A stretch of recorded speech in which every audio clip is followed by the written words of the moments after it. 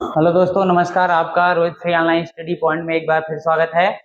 आज हम नए वीडियो के साथ फिर से हाजिर हैं। देखिए, आज हम लोग ज्योग्राफी का एक टॉपिक लाए हैं, भूगोल का। बहुत ही ज्यादा इम्पोर्टेंट टॉपिक है, जो अगर आप स्टैटिक जीके में देखेंगे तो एक सेक्शन आता है भूगोल का। और जो भूगोल होता है, भूगोल अगर आपको पढ़ना है तो उसमें आपको सबसे पहले महत्वपूर्ण शब्दों के बारे में जानकारी होनी चाहिए। और जो शब्द होते हैं वो खुद एक अलग परिभाषा देते हैं। दोस्तों, हम नए टॉपिक के साथ फिर से हाजिर हैं। आज आज हम लोग ये जानेंगे, क्या आप जानते हो भूगोल के कुछ महत्वपूर्ण तथ्य। भूगोल के कुछ महत्वपूर्ण तथ्य हैं जो अगर आप कंपटीशन दे रहे हैं, जैसे SSC, bank, railway, static GK में यहां से डायरेक्ट प्रश्न आते हैं दोस्तों। तो सबसे पहले आज हम लोग उन चीजों को जानेंगे, ठीक है।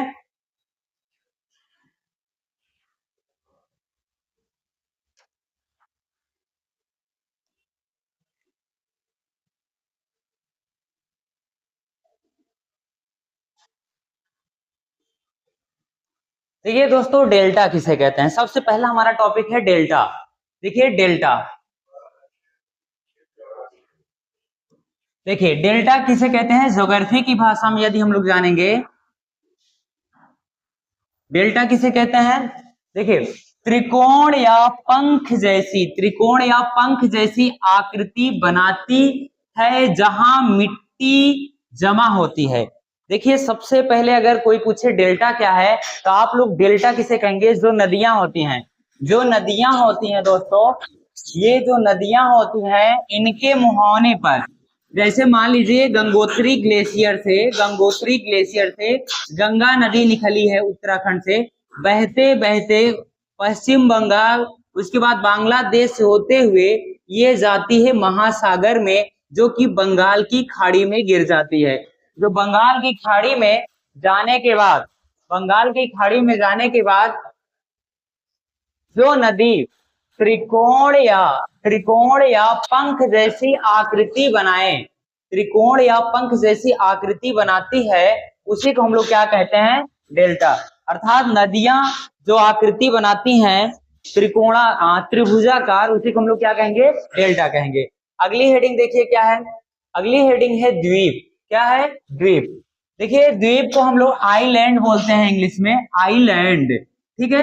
देखिए, भूमि का भूमि का वह टुकड़ा जो चारों ओर से जल से घिरा हो, द्वीप कहलाता है। यानी द्वीप किसे कहेंगे। देखिए, जैसे अपने भारत में है लक्षद्वीप, लक्षद्वीप है, तो सबसे पहले लक्षद्वीप की स्थिति अगर आप देखेंगे, भारत के दक्षिण में पश्चिमी घाट। देख लीजिए, यदि हम भारत की आकृति अगर बना के देखें, भारत की आकृति यदि हम बना के देखें यहाँ पे, तो ये वाला हिस्सा, इस वाले हिस्से पे पश्चिमी भाग पे, यहीं पे आपका लक्षद्वीप है। क्या है, लक्षद्वीप है, जो कि हिंद महासागर में इसकी स्थिति है। हिंद महासागर में इसकी क्या है, स्थिति है। अर्थात चारों तरफ से जल से घिरा कोई जमीन, बीच में कोई द्वीप यानी कोई जमीन हो, भूखंड हो, और चारों तरफ क्या हो, जल हो, उसे हम कहेंगे द्वीप कहेंगे। क्या कहेंगे दोस्तों, द्वीप कहते हैं उसको। यानी भूमि का वह टुकड़ा जो चारों ओर जल से घिरा हो, द्वीप कहलाता है, ठीक है।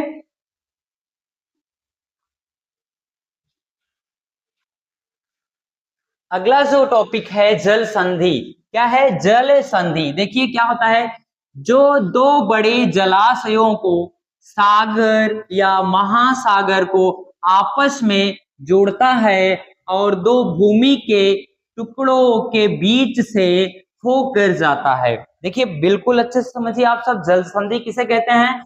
जल संधि को हम लोग स्ट्रेट कह सकते हैं, इसको इंग्लिश में क्या कहते हैं, स्ट्रेट कहते हैं। यह दो, मान लो सपोज दैट ये अलग कोई महासागर है या सागर है, ये अलग कोई सागर या महासागर है, यहाँ की अलग की जमीन, यहाँ की अलग की जमीन है, यहाँ के बीच, इन दोनों के बीच जो जमीन इन दोनों जल को जोड़ेगा, जो जमीन इन दोनों जल को जोड़ेगा, वो क्या कहलाएगा, जल संधि। यानी एक ऐसी भूमि जहां अलग अलग सागर या अलग अलग महासागरों को आपस में क्या करता है, कनेक्ट करता है, जोड़ता है, उसे हम क्या कहते हैं, जल संधि कहते हैं। ठीक है दोस्तों, आप सबको समझ में आ गया होगा। एक बार फिर से हम लोग देख लेते हैं।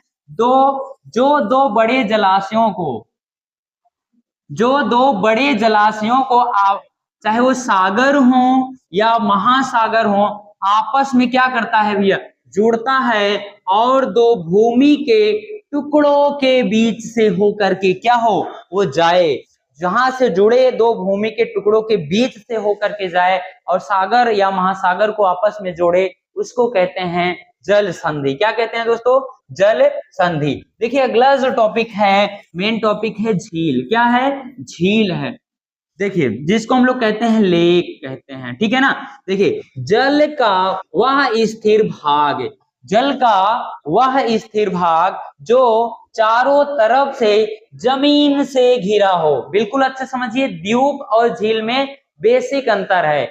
जो द्वीप होता है चारों तरफ क्या होता है, जल होता है, बीच में जमीन होती है, लेकिन जो झील होता है, झील क्या होता है, बीच में पानी होता है और चारों तरफ क्या होता है, जमीन होता है। वही चीज यहाँ पे लिखा गया है, जल का वह स्थिर भाग, जल का वह स्थिर भाग जो चारों तरफ से किससे घिरा हो, जमीन से घिरा हो, क्या कहलाता है, झील कहलाता है। जैसे विश्व की प्रमुख झीलें हैं, आप सब लोग जानते ही हो, महाराष्ट्र की सबसे फेमस जो झील है लोनार की झील है। कौन सी, लोनार की झील है, जो प्राकृतिक झील है दोस्तों। क्या है, प्राकृतिक झील है।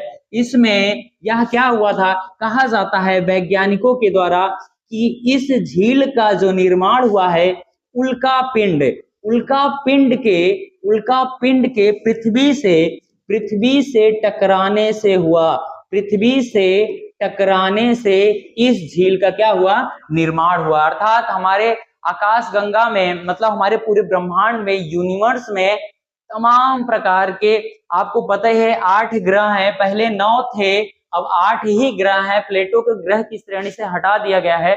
उन ग्रहों में सबसे सुंदर यदि कोई ग्रह है तो आपको पता है पृथ्वी।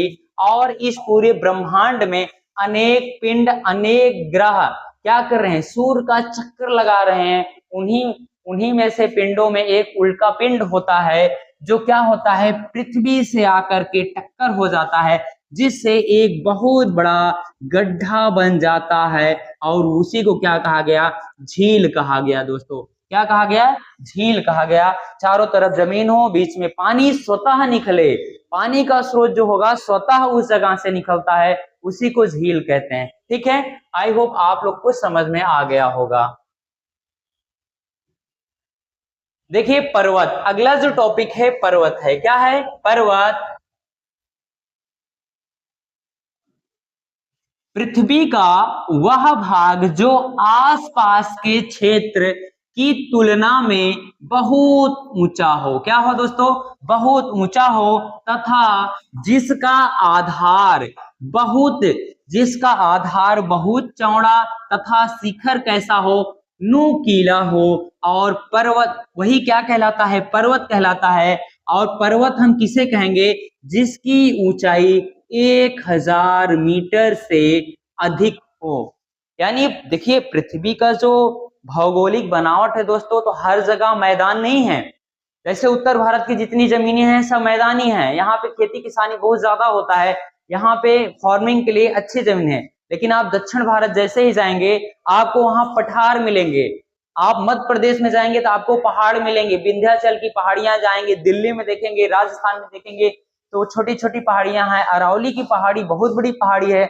आप उत्तर भारत में चले जाइए, जम्मू कश्मीर, हिमाचल, लद्दाख वाले एरिया में, और यहाँ से होते हुए अरुणाचल प्रदेश तक आपको क्या मिलेगा, हिमालय मिलेगा। क्या मिलेगा दोस्तों, हिमालय मिलेगा। इन्हीं हिमालयों में, हिमालय का अर्थ होता है हिम माने बर्फ, आलय माने घर, यानी बर्फ का घर। ठीक है दोस्तों, यानी ऐसा जमीन, पृथ्वी का ऐसा बनावट जो 1000 मीटर से ऊंचा हो, 1000 मीटर से क्या हो, अधिक ऊंचाई पर हो, और ऊपर जाकर के एकदम नुकीला हो जाए। मान लो सपोज दैट ऐसे ऐसे ऐसे जाए, ऊपर नुकीला हो जाए, और इसका जो बेस पॉइंट है, जो आधार है, ये क्या हो, ऐसे हो, मतलब चौड़ा हो। क्या हो, चौड़ा हो, उसे हम क्या कहेंगे, पर्वत कहेंगे। दोस्तों बिल्कुल अच्छे से समझिए। पहले आज आपका यहां से हम कंफ्यूजन दूर कर देना चाहते हैं। पर्वत और पहाड़ और पठार किसे कहते हैं उसको जान लीजिए। पर्वत किसे कहते हैं? जिसकी ऊंचाई 1000 मीटर से ज्यादा हो, कम नहीं ज्यादा हो, उसे हम कहेंगे पर्वत। और पहाड़ी किसे कहते हैं इसको जान लीजिए, जिसकी ऊंचाई 1000 मीटर से नीचे हो, 500 मीटर, 200 मीटर, 300 मीटर इत्यादि ऊंचाई की जो छोटी छोटी पर मतलब पृथ्वी का ऊपरी हिस्सा, ऊंचा वाला हिस्सा, उसको हम पहाड़ी कहेंगे। यानी 1000 मीटर के नीचे जितने भी पृथ्वी का उच्च स्थल होगा उसको पहाड़ी की श्रेणी में रखा गया है। और जो 1000 मीटर से ज्यादा ऊंचाई पे होगा उसको हम क्या कहेंगे? पर्वत कहेंगे। अगला देखिए क्या है, आप कहेंगे सर जी एक और बचा है पठार। क्या बचा है दोस्तों? पठार, जिसको हम कहते हैं प्लेटू। क्या कहते हैं? प्लेटू। पठार किसे कहते हैं? पृथ्वी का वह भाग जो एक ऊंचाई पे हो और ऊपर जाकर के क्या हो? समतल हो जाए। ऊपर जाके क्या हो जाए? समतल हो जाए, उसे हम कहेंगे पठार कहेंगे। जैसे दक्षिण भारत का पठार, ठीक है ना। चलिए, पठार की आकृति दोस्तों ऐसे होती है, ऐसे होती है। इधर से सपाट होता है बिल्कुल, लेकिन ऊपर वाली जमीन क्या होती है? प्लेन होती है। क्या होती है? प्लेन होती है। इसको हम लोग क्या कहते हैं? पठार कहते हैं। चलिए अगली हेडिंग देखिए क्या है? अपक्षय। क्या है? अपक्षय। देखिए अपक्षय मतलब होता है किसी भी मतलब किसी भी वस्तु को टूट कर, क्या? टूट कर बिखरना। टूट कर क्या हो जाना? बिखरना। टूट कर क्या हो जाना? बिखरना, या फिर खंड खंड हो जाना। क्या हो जाना दोस्तों? खंड खंड हो जाना। देखिए समझते हैं।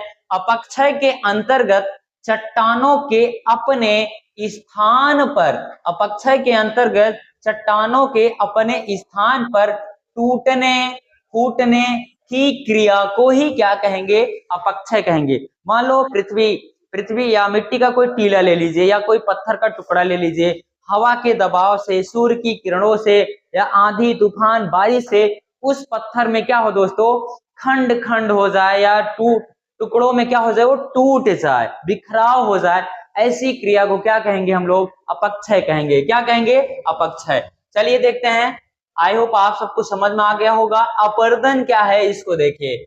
अपर्दन, देखिए अपर्दन जिसको इंग्लिश में इरोजन कहते हैं, वह प्राकृतिक प्रक्रिया है। वह प्राकृतिक प्रक्रिया है जिसमें चट्टानों, क्या है दोस्तों? चट्टानों का विखंडन यानी टूटना फूटना और परिणाम स्वरूप निकले ढीले पदार्थों का जल, पवन, हिम इत्यादि प्रक्रमों द्वारा स्थानांतरण हो जाता है, अपर्दन कहलाता है। बिल्कुल अच्छे समझिए दोस्तों, किसी भी चीज का टूट जाना अपक्षय, और जो टूट करके खंड में बट करके हवा के माध्यम से या फिर आप कह सकते हैं बर्फ के माध्यम से, जल के माध्यम से एक जगह से दूसरी जगह चला जाए, एक जगह से दूसरी जगह चला जाए, उस क्रिया को क्या कहेंगे दोस्तों? हम लोग अपर्दन कहेंगे। इंग्लिश में इरोजन कहते हैं। वायु, जल तथा हिमनद और सागरी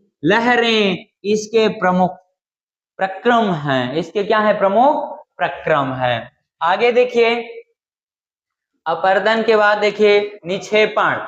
क्या है दोस्तों? निक्षेपण।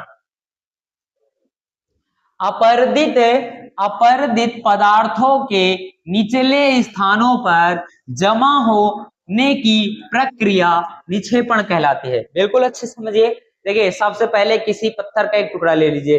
टुकड़ा जो है पत्थर का या फिर कोई मिट्टी है, जब उसको टूटेगा तो अपक्षय, टूटकर बहेगा तो अपर्दन, और जहां जाके जम जाएगा दोस्तों, निक्षेप हो जाएगा, कलेक्ट हो जाएगा, इकट्ठा हो जाएगा, उसी को क्या कहेंगे हम लोग? निक्षेपण कहेंगे। क्या कहेंगे दोस्तों? निक्षेपण। यानी अपरदित पदार्थों के निचले स्थान पर जमा हो जाना।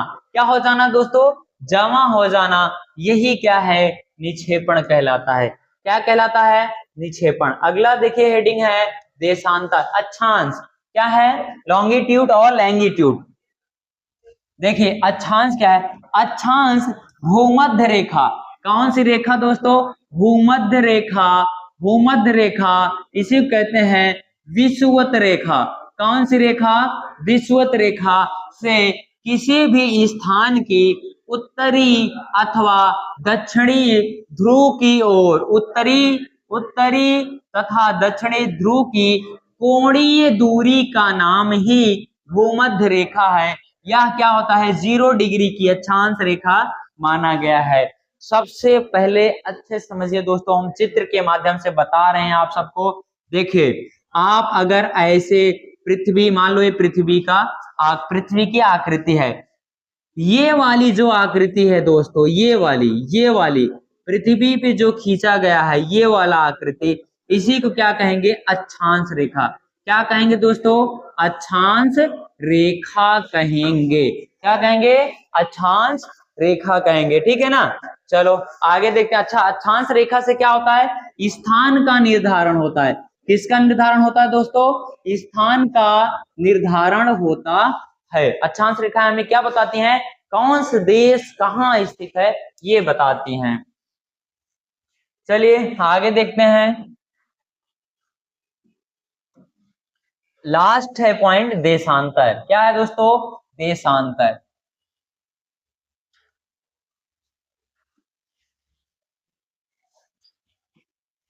देखिए, देशांतर रेखा पृथ्वी पर खींची गई एक काल्पनिक रेखा को कहते हैं।